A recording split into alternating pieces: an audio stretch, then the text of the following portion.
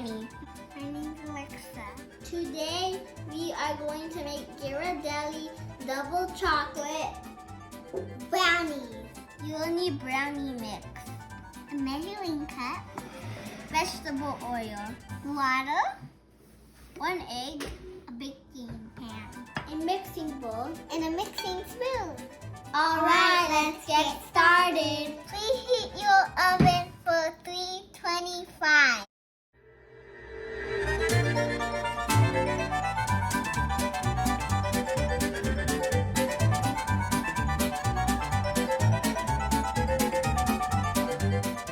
It's time to bake the brownies now. Set your timer for 45 minutes.